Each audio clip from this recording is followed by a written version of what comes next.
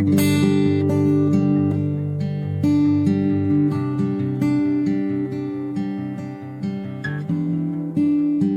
everyone, and welcome to another video in the Soil CRC Knowledge Sharing Project Extension Series. I'm your host, Simon Kruger, WA's Knowledge Sharing Project Grower Group Representative and Project Communications Officer at the West Midlands Group. This is one of 4 episodes where participating grower group representatives get to reflect on the knowledge sharing project and what they've learnt during that time. In this episode, Melanie, Dixon and Nathan Craig are also joining me from West Midlands Group, and we're going to reflect on the West Midlands Group's experiences across the project. So obviously, Mel and Nathan, you're pretty familiar for me. This is a nice opportunity for you to introduce yourselves to our audience and maybe help everyone learn a little bit about our organisation and what we do at West Midlands Group. So how about you both introduce yourselves and your roles? We can start with Mel, if you want to fire away. So my name is Melanie. I'm the Mixed Farming Systems Project Officer at the West Midlands Group. I've been there for a couple of years now, and a lot of my role is about delivering projects on the ground, working with farmers and just getting the best out of the projects for them and what we can. Yeah, and I'm Nathan Craig. I'm the Executive Officer of the group, and my role is keeping everyone in line and helping to set the strategic direction and at a broader level for the organisation. But in terms of projects, my role is around kind of project management and project oversight. So I keep track of the projects as they're ticking along, and yeah. Nice. Now, I could pick on either one of you at the moment, but I'll pick on Mel, obviously. For a little bit of extra context, what area does the West Midlands Group cover, and what kind of farmers and farming systems do we work with? So we have a pretty large region that we go over, sort of down from, we're based in Dandaragan, I'll say. Based in Dandy, we do a lot of work in Dandy, Badgie, as well as Moora. Our area sort of starts down in Gin across to Moora and then right up to Eneabba as well. So it's quite a large area that we're working with, and with a really broad range of different farmers and farming systems in there. So we have a lot of, we have a lot of all of them really. We have a lot of croppers, a lot of broad acre cropping, mixed farming systems as well with sheep and crops. And then we also have a few beef producers as well, particularly in the background in cattle space. And for those of our viewers that aren't from Western Australia, if you could kind of situate maybe Badgie and Dandy in a little more detail geographically for those outside of Western Australia, maybe in relation to Perth, so people can get an idea. So probably the best way to look at it is we cover the area on the trip from Perth north to Geraldton. We cover the first half of the trip. And so about a couple of 100 k's inland from the coast, and about the best part of 2 hours drive north of Perth, 3 hours drive. What kind of, if you guys can talk about, what kind of soils do we have over in our area in Western Australia that we're working with? Yeah, so I'll answer that one, thanks Melanie. Most of the soils that we're working with are deep sands. We do some of our better cropping soils are coloured sands, which can be up to 3 metres deep. And so they have very low water holding capacity, so we need to make sure that we're using all of those soils for them to be productive. They're also historically been very low in nutrients, and so having effective fertiliser strategies is one of the keys for good production on those soils. Nestled in around that, the soils kind of jump around a bit, and there can be many soil types in each paddock.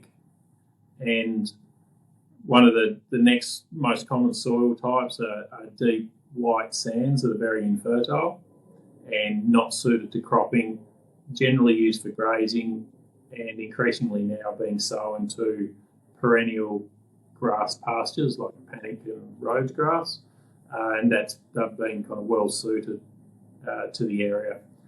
We also have in our region a lot of gravel outcrops, rocky outcrops, and so we can tend up into more gravelly soils as well. But predominantly we're working with deep sands that are either coloured and useful or white and less useful. Now, I was going to ask another question first, but since you're talking about perennial grasses and working on deep white sands, one of the aims for these series of videos is to look at maybe a different way we engage with our farmers, or more successful events as part of the knowledge sharing project.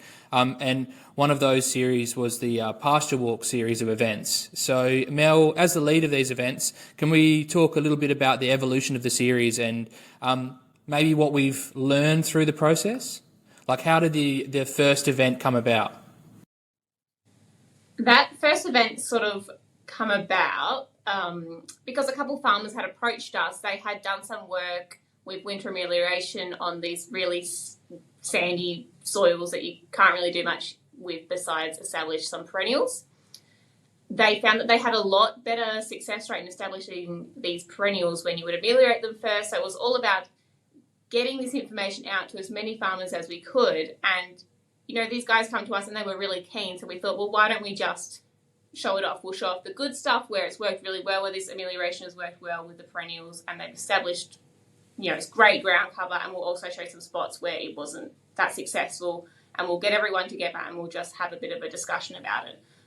I really think that a lot of the time farmers have the knowledge, they just need to be able to be in a safe space where they can share a lot of it. So that was that first one in 2021. We went about it a different way. We definitely could have gone down the route of getting a researcher in, I guess, and sort of running it like a normal event. I don't know, I guess we just tried some things a bit weird and a bit different at West Midlands Group, so we thought we'd just sort of have a tour of the farm and let the farmers talk about what they wanted to talk about and make sure they sort of stay on topic, but they can run their day pretty much. And we had a lot of success. We were, honestly a bit shocked by how many people had rocked up. And immediately after this first event, we had two more in a very similar, casual discussion style events within 6 weeks, I think, straight afterwards, doing a similar. What would you say were, what were some of the key things you played around with, I guess, in a communication or an engagement level with that first event and the first couple that might have contributed to the success of it, with so many people coming and feeling comfortable talking in that space? To get people to come, we definitely focus a lot on the flyers of what we were actually... We spent so many hours making sure we had just the right word on the flyer. It was really important that we got it just right because we wanted to make sure people knew what they were getting themselves into, because it was a different sort of weird event. They weren't going to go there and just have to listen. They were going to go there and we wanted them to participate. Not necessarily you have to, stand up in front of everyone and say your opinions, but we wanted to make sure there was discussions in that event. So that was a really big part of it. We also, leaned on our contacts a lot as we were leading up to this event, saying, hey, you might be interested, why don't you come along? And that, those sort of things followed a lot through the rest of the series. And something else in creating the event is that we'd gone out there and we had our own personal farm tour, I guess, with the farmer, talking about what the day was going to be like, just having that discussion with him beforehand, so he sort of, I guess, got his thoughts gathered before he had to show that to everyone, the 40, 50 people that rocked up on the day. And so would you call that farmer, a local hero? Was it a local hero perspective, or was it maybe not that strong a use of words? People come out because they respected the farmer a lot. They knew that he would give things a go. He wouldn't fluff things up or lie to them. He would say how it is, and I think there was a big part of people really respected him. Did you find that you needed to, as the series progressed, because I know there was multiple events, did you need to focus so much on a local hero, or could you kind of open it up a little bit more to maybe just discussing things that were happening on the farm and less about a very, a high level local hero experience? When we sort of created the next 5 events that we had on this series, we didn't necessarily go out and find a local hero. We had the events with farmers that were keen to show off their property. So they didn't necessarily have to be a local hero, but a lot of the time they were just keen, they were engaged, they had tried something and they knew it was like a safe space. They were just sort of interested in getting that discussion going. So in some cases, yeah, it was. In some cases, it was more about what they had done. Yeah, of course. And then from an organisational perspective, Nathan, were there any things that you thought stood out in the Pasture Walk series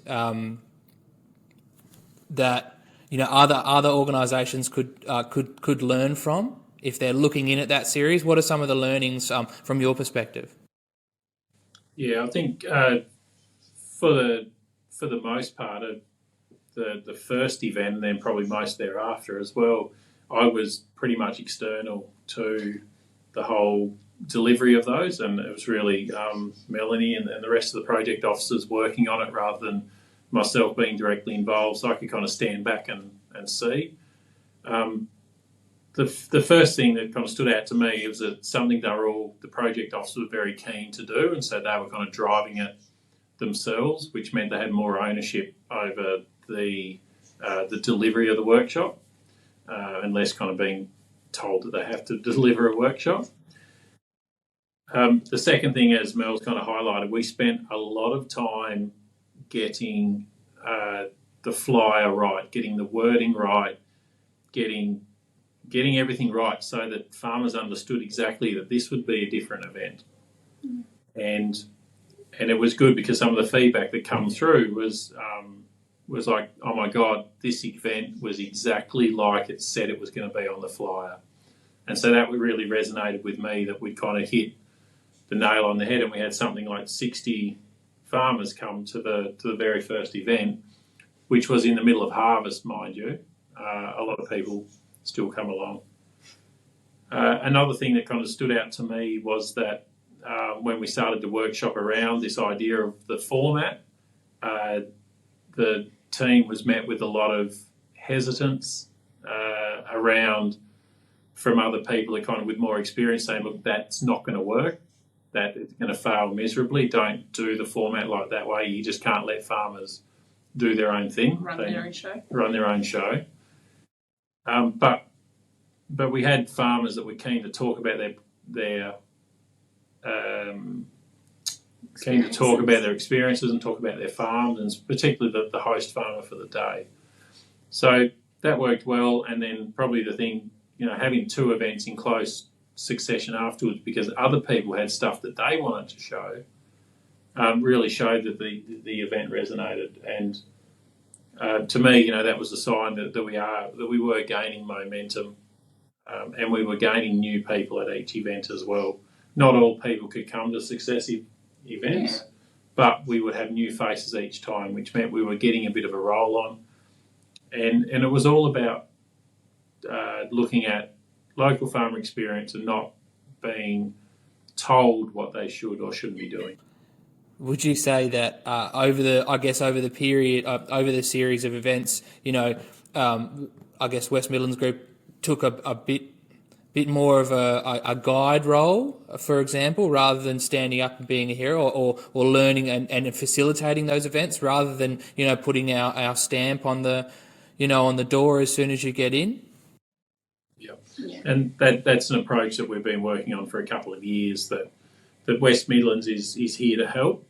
We're not the hero to come out and say, this is how you should be doing everything. This is the way that things are done. Our role is being there and supporting the farmers to investigate themselves, and the farmers being central and hero of the story for us. Yeah, it was all about what the farmer wanted to show. Like, we sort of had the goal of talking about perennials and talking about ground cover and establishment, sort of, not vaguely, but that was what our overarching goal was. But, if someone said, hey, I'll do the next one because, I'm trying to do some cover cropping over my perennials and this side of the paddock it worked, but this side it didn't. What's going on? Maybe someone else knows. We'll all go out there and we'll have a look. We're still talking about perennials, but the topic of the day really was up to the farmers and what they were most interested in. I'm not a farmer, I'm not going to tell them what they're interested in. So.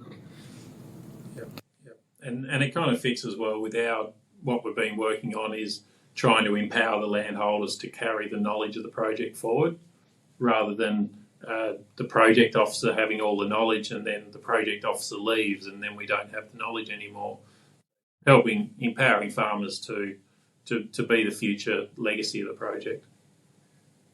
Awesome. Some pretty reasonable tips right there, I'd say. So, Mel and Nathan, thanks so much for jumping in quickly to have a chat with me today, and also for your continued support of myself while we've been in the knowledge sharing project and your support of the project in general.